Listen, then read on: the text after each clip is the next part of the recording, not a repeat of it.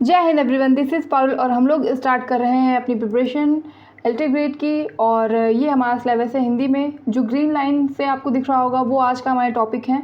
जिन्होंने भी UP LT grade का सिलेबस नहीं देखा है वो जाके यहाँ पे आई बटन पे क्लिक करके आप जाके देख सकते हैं। यूपी एलटी ग्रेड का सिलेबस हिंदी और इंग्लिश दोनों में है। ये सिलेबस हमारे ओल्ड पैटर्न के अकॉर्डिंग है। जो हमारा ओल्ड एग्ज़ाम हुआ है उसके अकॉर्डिंग अभी नया सिलेबस नहीं आया है, तो हम लोग अपनी प्रिपरेशन ओल्ड सिलेबस के अकॉर्डिंग कर रहे हैं।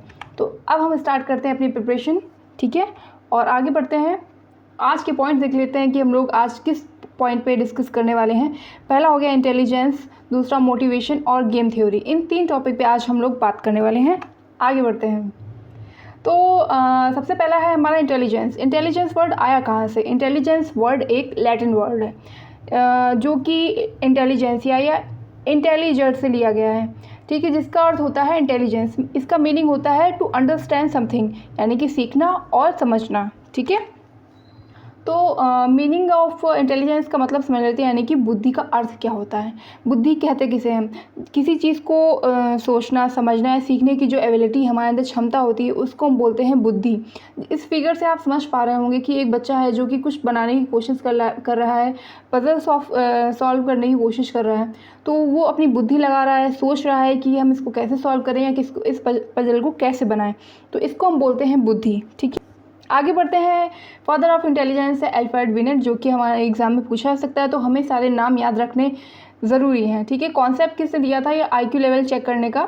ये विलियम स्टर्न का था, 1912 में दिया था इन्होंने। और फार्मूला ये जो बुद्धि लब्धि का इंटेलिजेंस क्वेश्चन का जो फार्मूला है मेंटल एज या क्रोनिकल एज निकालने का, वो किसने दिया था? लुईस टर्मन ने 1916 में दिया था। तो हम फार्मूला देख लेते हैं। हिंदी और इंग्लिश दोनों में लिखा है आपके सामने। बुद्धि लब्धि बराबर मानसिक आयु बटे कालक्रमिक आयु गुणे में 100।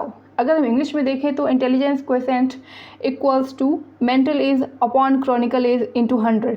इसमें हम जो भी वैल्यू पूछी जाएगी उसको पुट करके अपनी आईक्यू निकाल सकते हैं। या तो मेंटल एज पूछ लेगा तो क्रोनिकल एज दी होगी, या क्रोनिकल एज पूछेगा तो मेंटल एज निकालनी होगी। इस तरह से हम निकाल सकते हैं। अच्छा, दिया क्यों गया था? जैसे कि हम क्या इसमें सीखेंगे, इससे हम क्या पता लगाएंगे? मेंटल एज, जैसे कि कोई 6 वर्ष का बच्चा है, ठीक है, उसकी जो क्रोनिकल एज जो है वो 6 वर्ष है, यानी कि जिस पे हम अपना बर्थडे मनाते हैं वो हमारी क्रोनिकल एज होती है, ठीक है। तो मान लीजिए उसकी एज 6 वर्ष है और उसकी जो आईक्यू जो निकल के आई है वो है 8 वर्ष की।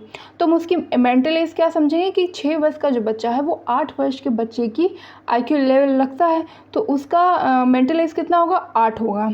अगर यही हम देखें कि 8 वर्ष का बच्चा है और उसकी जो आईक्यू है वो 6 वर्ष के वाली बच्चे की तरह है, तो उसकी जो मेंटल एज होगी वो कितनी होगी? 6 ईयर होगी, ठीक है। अगर उसका मेंटल और क्रोनिकल एज बराबर है तो उसकी आईक्यू भी उतनी ही होगी। जैसे कि 5 साल का बच्चा है और वो उसकी क्रोनिकल एज यानी जिसमें वो बर्थडे मनाता है उसकी क्रोनिकल यानी वास्तविक आयु 5 है और उसका इंटेलिजेंस भी स्कोर भी 5 ही निकला है, तो उसकी मेंटल एज बराबर ही रहेगी, यानी कि क्रोनिकल एज भी हमारी 5 रहेगी और मेंटल एज भी हमारी 5 रहेगी। आगे बढ़ते हैं। टेबल दे रखी हुई है, इसके अकॉर्डिंग हमारे क्वेश्चन बहुत सारे पूछे जाते हैं कि अगर उन्होंने परसेंटेज दे दिया आईक्यू लेवल, जैसे कि 72 79 दे दिया, तो और ऑप्शन में ये पूछा सकता है कि एवरेज है या हाई है या सुपीरियर है। इस तरह से हमको सिर्फ 3 से 4 याद रखने हैं, सारे नहीं याद रखने हैं। जो 62 69 बिलो होते हैं वो मेंटली वीक होते हैं, उनको हम कुछ भी नहीं सिखा सकते हैं, चाहे हम जितनी भी कोशिश कर लें। उनकी इंटेलिजेंस बुद्धि उतनी डेवलप नहीं होती कि हम उनको कुछ सिखा पाएँ। 70 to 79 के जो पर्सन है वो लो लिमिट में तो आते हैं, पर हम उनको थोड़ा बहुत सिखा सकते हैं, ठीक है। उनकी आईक्यू लेवल थोड़ी तेज़ होती है। ऐसे हम बढ़ते हैं। जो सुपीरियर है, ठीक है, वो 120 to 29 पे सुपीरियर पर्सन आते हैं, और जिनकी वेरी सुपीरियर पर्सनैलिटी है वो आती है 160 to 169 पे, ठीक है। तो 2 वेरी सुपीरियर और मेंटली आपको याद रखना है। जो एवरेज में आते हैं लोग, ठीक है, एवरेज में कौन से आते हैं? 100 to 109, ये एवरेज पीपल होते हैं जिनकी आईक्यू लेवल एवरेज में आता है, ठीक है। आगे बढ़ते हैं। काइंड्स ऑफ इंटेलिजेंस देख लेते हैं, बुद्धि के प्रकार कितने हैं। इस थ्योरी को दिया था थॉर्नडाइक ने, ठीक है। उन्होंने 3 प्रकार की बुद्धि के बारे में बताया, इंटेलिजेंस के बारे में बताया। पहला है सामाजिक बुद्धि यानी सोशल इंटेलिजेंस। सोशल इंटेलिजेंस किन लोगों के पास होता है, सबसे ज़्यादा डेवलप होता है? जो एक सामाजिक नेता होगा, वो सामाजिक कार्यकर्ता होगा, उसके बाद उसकी जो मेंटल इंटेलिजेंस होगी ना, सोशल इंटेलिजेंस, वो बहुत अच्छी होगी। अमूर्त बुद्धि क्या होती है? एब्स्ट्रैक्ट इंटेलिजेंस, वो गणितज्ञ के पास होगी, एक सफल कलाकार के पास होगी, जो पेंटर होते हैं उनकी इंटेलिजेंस या अमूर्त बुद्धि उनके पास होती है। ठीक है, मूर्त बुद्धि किन के पास होती है? एक सफल व्यापारी यानी जो बिजनेसमैन होते हैं उनकी बुद्धि कैसे काम करती है? वो मूर्त बुद्धि होती वाले होते हैं। तो एक बिजनेसमैन के तरह उनकी बुद्धि काम करती है। ठीक है, थ्योरीज ऑफ इंटेलिजेंस देख लेते हैं। बुद्धि के सिद्धांत, बुद्धि के सिद्धांत 3 दिए उन्होंने। पहला है मल्टीफैक्टर थ्योरी यानी कि बहुकारक सिद्धांत। ये किसने दिया है? थॉर्नडाइक ने दिया है। इसको हम एटोमिस्टिक थ्योरी भी बोल सकते हैं यानी कि व्यक्ति की परख भी बोल सकते हैं। ठीक है, इसमें मल्टी यानी बहुत सारी हमारे अंदर एबिलिटी हो, इंटेलिजेंस हो, जैसे कि हमारी बॉडी भी स्मार्ट है और हम वर्ड को भी अच्छे से, आप फिगर समझ पा रहे होंगे, हम वर्ड को अच्छे से समझ लेते हैं या किसी लैंग्वेज को अच्छे से समझ लेते हैं कि हिंदी बोल रहा है, इंग्लिश बोल रहा है, चाइनीज़ बोल रहा है। ये इंटेलिजेंस एबिलिटी हमारे अंदर होती है। मैथमेटिक जितने भी हमारे वर्ड्स होते हैं उनको हम समझ पाते हैं, यानी कि लॉजिक स्मार्ट होते हैं, नेचर स्मार्ट होते हैं, सेल्फ स्मार्ट हम होते हैं। तो कई तरह के मिल के इंटेलिजेंस जो होती है वो मल्टी फैक्टर इंटेलिजेंस बनता है। ठीक है, सेकंड इसका पॉइंट देख लेते हैं जो कि 2 फैक्टर थ्योरी है, जो कि सी स्पेयरमैन ने दी थी। ठीक है, इस थ्योरी में क्या है, जैसे कि आप स्क्रीन पे फिगर से देख पा रहे होंगे कि जो धोनी है वो क्रिकेट के प्लेयर हैं और वो खेल रहे हैं फुटबॉल। तो जो धोनी का जो गेम, स्पेसिफिक गेम है या मेजर गेम है वो है क्रिकेट, और वो खेल रहे हैं फुटबॉल। तो उनका ये जर्नल फैक्टर हो गया। ठीक है, और दूसरी तरफ अगर आप देखें तो रोनाल्डो खेल रहे हैं फुटबॉल, जो कि उनका स्पेसिफिक गेम है। तो इससे हमें पता क्या चलता है कि जो भी स्पोर्ट पर्सन है या जो भी जिसके अंदर भी जेनेटिक इस तरह का है कि वो स्पोर्ट्स एक्टिविटी कर सकता है, बचपन से करता आ रहा है, या इसका कोई एक मेजर गेम है, तो वो दूसरे गेम भी खेल सकता है। यानी कि धोनी क्रिकेट खेल सकते हैं तो बाकी गेम, यानी क्रिकेट में तो माहिर है पर बाकी गेम भी वो अच्छे से परफॉर्म कर सकते हैं। ये हो गई 2 फैक्टर थ्योरी, यानी एक इंसान के अंदर 2 फैक्टर इंटेलिजेंस काम करता है। ठीक है, थर्ड पॉइंट है the group of factor theories. ये दी है एल थर्स्टन ने, और एल थर्स्टन की बुक थी जिसमें इन्होंने प्राइमरी मेंटल एबिलिटीज़ 7 पॉइंट्स दिए हुए हैं अपनी इस बुक में, जो कि 7 पॉइंट इस तरह से हैं। स्पेचुअल एबिलिटी यानी कि जगह को देख के हम जो भी अपने माइंड में इमेजिन करते हैं, जैसे कि कोई जगह है, हम अपने घर में ही कुछ चीज़ों को इधर उधर करते हैं। ठीक है, कभी बेड इधर कर दिया, सोफ़ा इधर कर दिया, तो इसको जगह को देख के हम क्या इमेजिन करते हैं कि यहाँ पे किस तरह का इंटीरियर हो सकता है। ठीक है, जैसे कि मूर्तिकार हो गए, इंटीरियर डिज़ाइनर हो गए, उनके अंदर ये एबिलिटी होती है। और परसेप्चुअल एबिलिटी, जो हमारे सेंसेस जिस तरह से काम करते हैं, हम जो अनुभूतियाँ करते हैं, वो हमारी परसेप्चुअल एबिलिटी में आता है। थर्ड पॉइंट है न्यूमेरिकल एबिलिटी, यानी कि डील विद नंबर्स। हम नंबर्स से किस तरह से डील करते हैं, समझते हैं उनको, जोड़ना घटाना या नंबर्स को कैसे जानते हैं, ये न्यूमेरिकल एबिलिटी होती है। वर्बल एबिलिटी यानी कि हम किस तरह से बोलते हैं, कॉम्प्रिहेंसिव चीज़ें जो हैं हमारी, ठीक है, वो आती हैं वर्बल एबिलिटी में। वर्ड फ्रिक्वेंसी को, यानी कि बात को समझना, वर्ड को समझना, या कोई बात कही गई है उसमें 2 मीनिंग से बात की गई है, उसका सार क्या है ये आपको समझ पाना। ठीक है, अर्थ उसके अच्छे से समझ पाना। और 6 पॉइंट है मेमोरी, टू रिमेंबर थिंग्स, यानी कि चीज़ों को, बातों को याद रखना।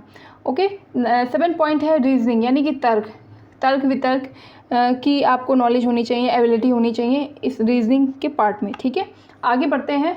मीनिंग ऑफ मोटिवेशन, अभी प्रेरणा या प्रेरणा का अर्थ क्या है? मोटिवेशन एक लैटिन भाषा का वर्ड है जिसका अर्थ है मोटम या मोवियर। ये इन 2 शब्दों से अगर कहीं भी आपको दिख जाए मोटम या मोवियर, तो दोनों ही यूज़ हो सकते हैं। ठीक है, तो इस वर्ड का मीनिंग क्या है? बदलना या चलना, किसी चीज़ को बदलना, या हम उसकी ओर चलते हैं मोटिवेट होके। ठीक है, अगर मोटिवेशन एक इंग्लिश वर्ड है और जिसका अर्थ है मोटिव, यानी आवश्यकता। किसी भी चीज़ को पाने का मोटिव क्या है, यानी कि सामने खाना रखा है तो उसका मोटिव क्या है, यानी कि मुझको भूख लगी है इसलिए मैं उस खाने को खाऊंगी, ये मेरा मोटिव है, वो खाना मेरा मोटिव है। ठीक है, तो इसका अर्थ तो हमने समझ लिया है। अब हम आते हैं टाइप्स ऑफ मोटिवेशन, यानी कि अभिप्रेरण के प्रकार कितने होते हैं। एक होता है इंटरनल मोटिवेशन, एक होता है एक्सटर्नल मोटिवेशन, इंट्रिंसिक मोटिवेशन और एक्सट्रिंसिक मोटिवेशन, यानी कि आंतरिक प्रेरणा कैसे मिलती है हमें किसी भी चीज़ को करने के लिए, हमें बाहर से कोई मोटिवेट ना करें, हम खुद से ही अपने अंदर से ही मोटिवेट हों। जैसे कि इस